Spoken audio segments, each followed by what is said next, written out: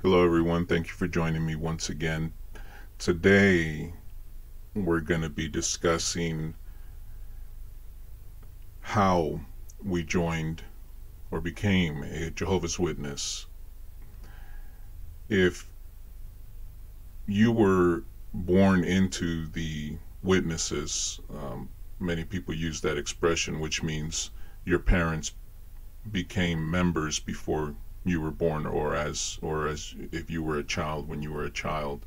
So you grew up in the religion, and of course your parents would want you to remain a member or become a baptized member as they are.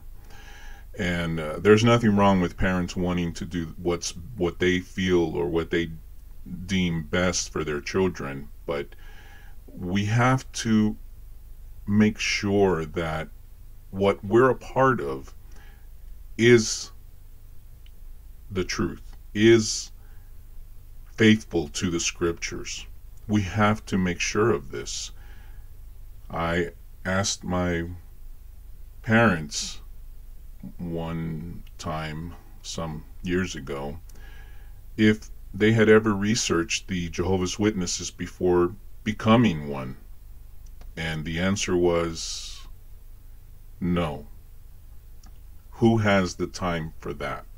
And I can completely understand that back then it would have been an arduous task, since computers, processors were not readily available, and it would have been a daunting task. I completely agree, but disagree at the same time. This is life and death.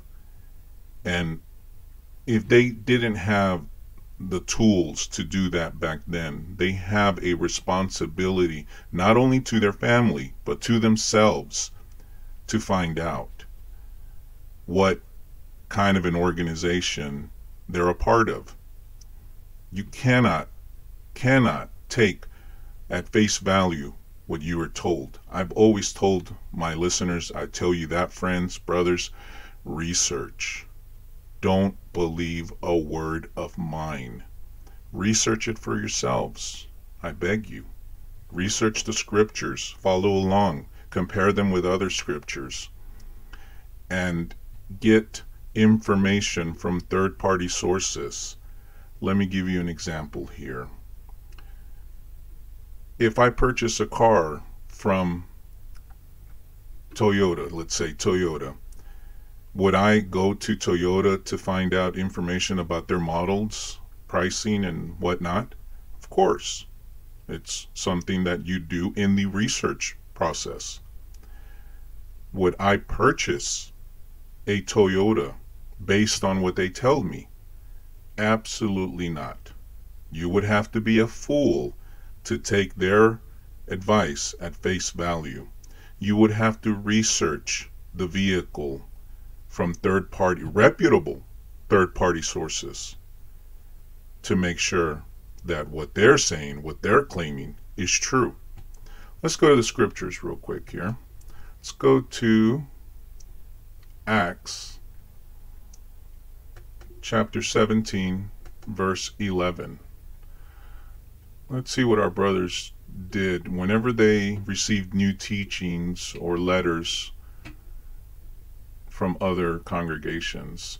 It says, verse 11, "Now these were more noble-minded than those in Thessalonica, for they accepted the word with the greatest eagerness of mind, carefully examining the scriptures daily to see whether these things were so." Now this is excellent. You have a right to question anything that is taught in a meeting, anything that is taught in an assembly. Job questioned God. Jonas questioned God. Lot questioned God. How many prophets and servants questioned God? Were they reprimanded? Were they punished? Did God zap them and say, no, you cannot ask questions? Of course not, my dear friends, my dear brothers. We have all the right to know, to make sure. But there's something interesting with that Toyota theory that I have just told you about. Let's go to Psalms, or not theory, premise. Let's go to Psalms chapter 146, verse 3, and it says, "Do not put your trust in," and it says, "nobles, or those of a higher rank, higher level of whatever, nor in a son of man who cannot bring salvation." How many times have we been told at meetings, assemblies, field service, where we need to be supportive of the governing body, the discreet slave, because they are the true Jesus, the true brothers of Jesus here on earth. And without putting our trust in them, we cannot gain our salvation.